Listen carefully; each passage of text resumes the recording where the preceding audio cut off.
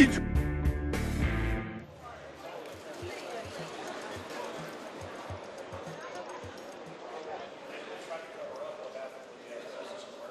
Thank you all for coming out tonight. Really appreciate it.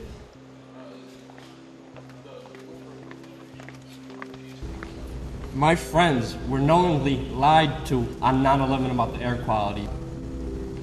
Many people who are against the 9/11 truth movement say that we offend the firefighters, offend the first responders, offend the police officers. These people are on our side. They know what's going on. My name is Lukadowski. I'm a 20-year-old college student, and I live in New York City. I've been living here for about 11 years now.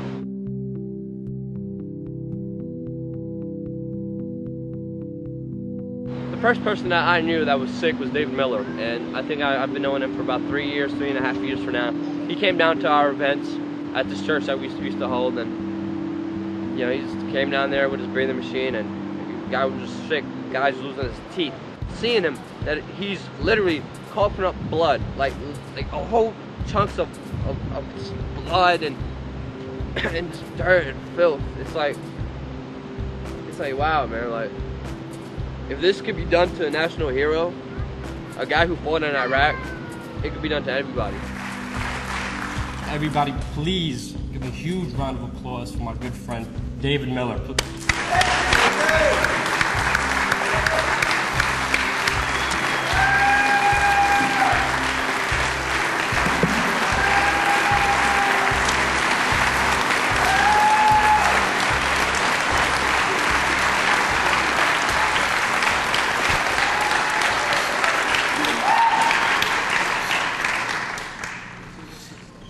My name's David Miller. On September 11th, 2001, along with hundreds of my fellow troops, I went to Ground Zero. No one asked us, no orders were given. We went because our city, our country, our neighbors were under attack. And we knew what to do, or at least we thought we did.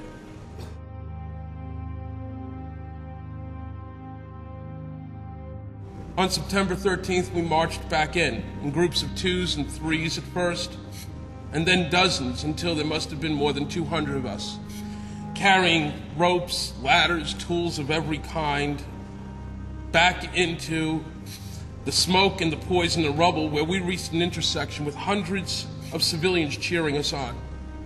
Our uniforms were torn and soiled. Our resolve was simple: to stay and dig as long as we had any hope to save anybody. I want to tell you about how sick so many of these brave men and women have become. I want to tell you about how the mayor refused to accept the fact that not dozens, not hundreds, but many thousands of us were contaminated, sickened, and poisoned by the most toxic combinations of building materials in the history of disaster relief. And that for 5 terrible years, he ignored that fact. 5 years of our family members watching us drop dead. And every time popular mechanics calls the people of this movement nuts, these propagandists, professional liars and tools who cannot even by any stretch of the imagination be considered journalists, strike another nail into the coffin of another rescue worker.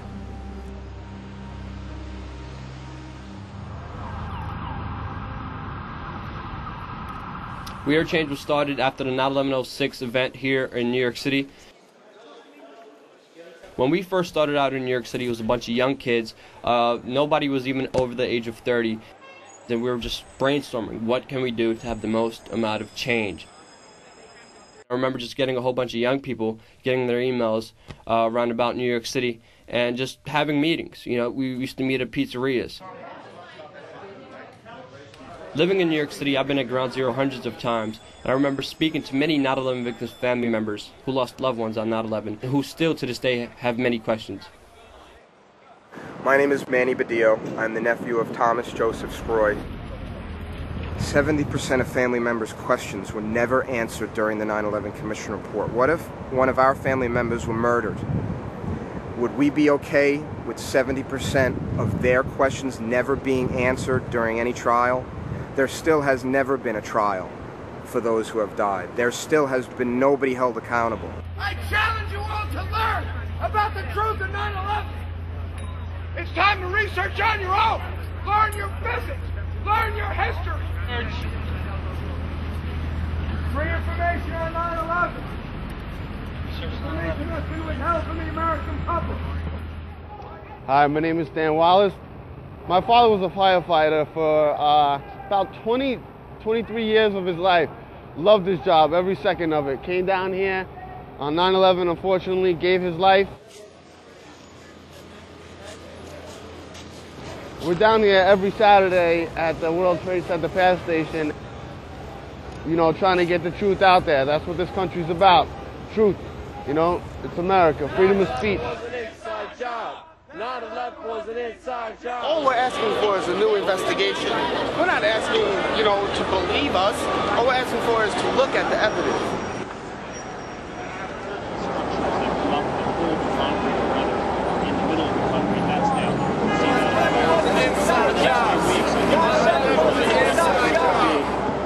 Structural steel is maybe some of the largest structural steel ever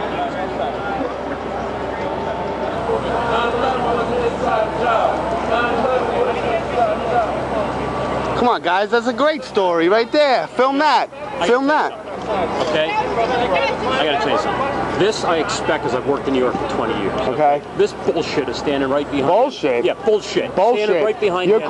corporate media is, but this is bullshit. Life, man. This is bullshit. Real life This free is true. speech. This is Don't America. tell me where This I is go. America. This is America. Freedom of speech.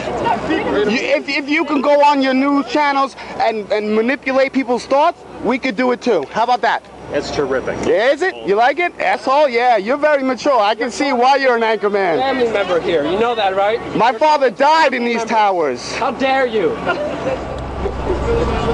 You just see me getting called an asshole by an NBC anchorman.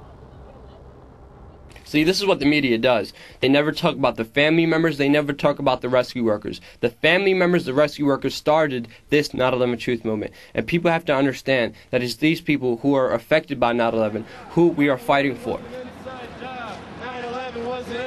We're about to head over to the stock exchange. Last time we got confronted by cops with M16s, and they actually took the safeties off. You know, M16s with the safeties off is not a joking matter at all. This time we're gonna go down there, we're not gonna stand for that. We're gonna pretty much stand our ground. They can take the safeties off all they want. We got cameras this time.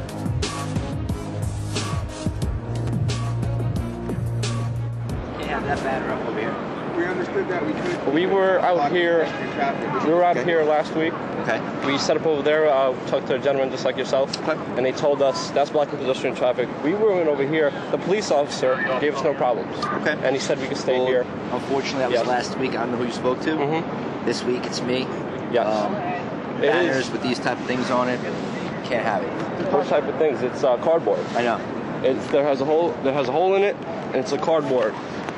We're not blocking pedestrian traffic. No, I understand that. I'm saying, the thing is these. Get the camera. Sit up with him. I can record.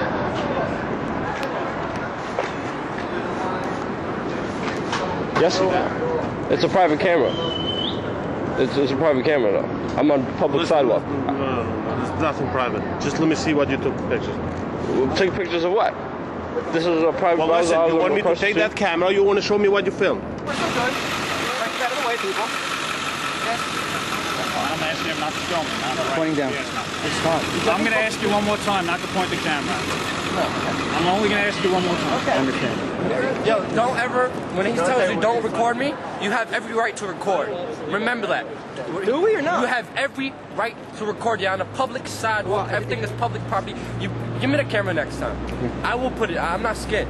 I will put it right in their face. They tell me to put it down. I'll put it right in their face. There are many incidents, not only at Ground Zero, but other incidents that people try to set us up. People try to get us arrested. People come, scream, spit, try to start fights with us, even though they're not even rational people who are willing to have a conversation with you, who are not even engaged in a conversation with you.